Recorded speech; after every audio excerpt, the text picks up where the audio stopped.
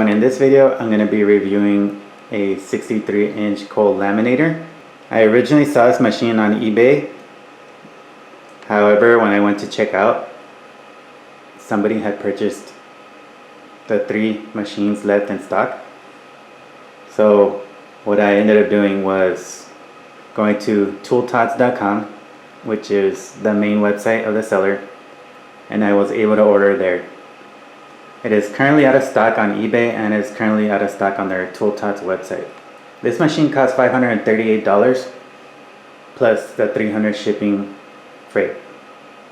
When it arrived, it did have a dent in the crate, and that dent that it had was from a forklift driver. So I guess whoever was moving the laminator jammed the forklift into the side of the crate, and it did end up bending this laminator in the back. Instead of me putting in a claim and going through that whole process, is that these side panels right here, you remove all the screws and you have access to this panel right here and the one in the back. The one in the back is the one that's dented, and I'll try to add a photo of it, but it's already been undented and more or less able to do its function. Before, it was so lifted that the paper wouldn't pass through. So I mean, that's the fault of the shipping company. They use a company called the Custom Companies, and they have a ton of 1-star reviews on Yelp. So I mean, thankfully nothing else was injured like the rolls, but I did get it in one piece, and the only damage was that one dent. So the first step we're gonna do is cut our laminate, which is the roll that I have down here, to match our graphic. And the way I'm gonna do that is by using I can use scissors or I can use a cutter. So that's what I'm going to do. I'll try to get as much of the laminator in the camera that I can get. But here's our graphic. And so actually I'll set this aside. What I'll do is remove my stickers here. And I will scoot the laminate into the roll.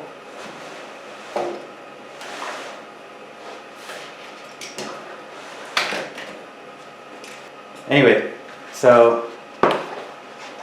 what I'll do now is just kind of measure, how much of it I'm going to need, and then I'll just take a blade and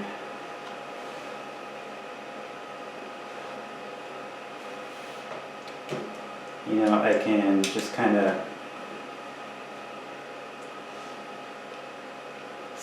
score this sheet along the frame, and now I can take out the piece of laminate.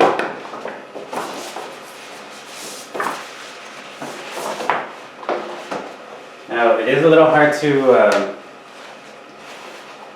maneuver these pieces of laminate because they're so long, but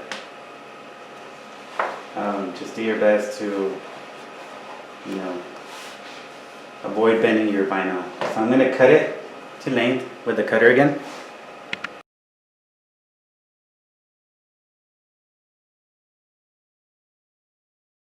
That's what I want. I want this piece of laminate to be shorter and my graphic, so that when I go to laminate, this little extra piece right here doesn't get stuck on the orange roll. Now naturally, when you have more to laminate, you won't waste as much media as I am doing right now, but this is just for demonstration. So I have my graphic and now I have my laminate. Okay, so I moved the camera to the right side, and right below me is a handle where you're going to turn to roll the media, or you can do it with your hand. It doesn't really matter however you want to do it, but hopefully you can see this process. Now behind the laminator you usually have a table, but at the moment I don't have anything. There's a wall there, so I'm just gonna kind of do it as best I can like this. What you do is you put your graphic on the bottom, you put the laminate on top, and you line it up so that the piece of laminate is on top and it doesn't overextend off the graphic.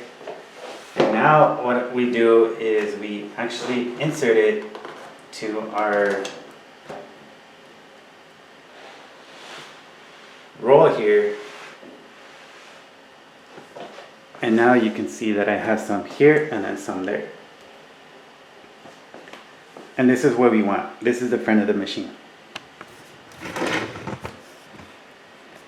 So now that this has been brought to this side, the strategy is to peel off the laminate and actually roll back the laminate, re-slide it back on the other side, peel it off, and re-roll it back towards you. It'll make more sense in a minute when I do it.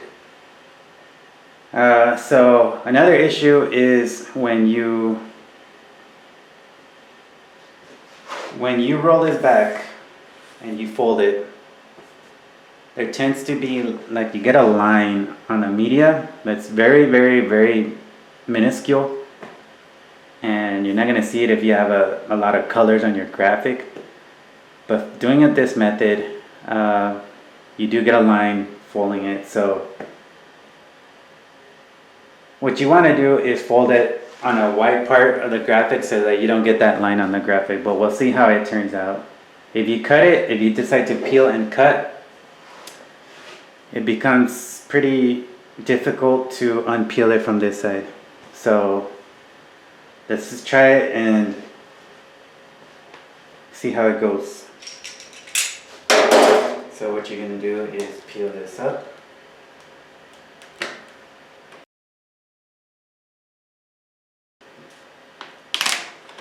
Okay, so this is where we fold back the paper, and I could peel back more of the laminate, but I'm trying to do this without getting the line on the graphic. So I mean, just kind of fold and go this route. So now we're going to push this back, we're going to roll with our hand so that this fold goes through the roller.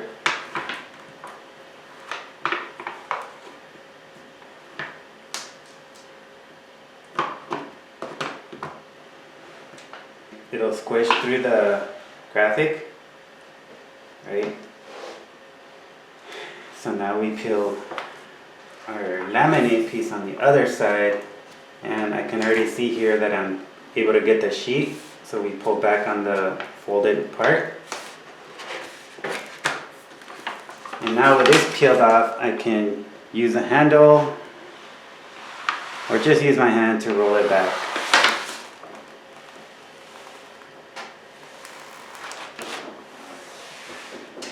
And so there you go.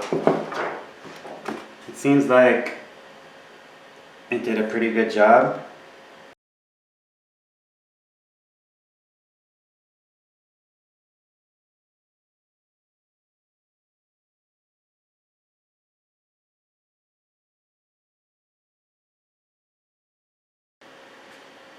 I would definitely recommend this laminator if you're looking for a budget cold laminator and don't want to spend $2,000 on a machine that heats and does the process automatically. If you're wondering how to adjust the pressure on the sides of the roll, you have those knobs here. So what you do is you lower them all the way, both of them, and then just count your turns for any adjustments. So count how many times you turn it over here and do the same turn and motion on the other side, and that'll get you equal pressure on both sides. If you guys have any more questions about it, I know my technique wasn't perfect for the demonstration, but I'm still learning, and I hope you guys learned something too. Bye.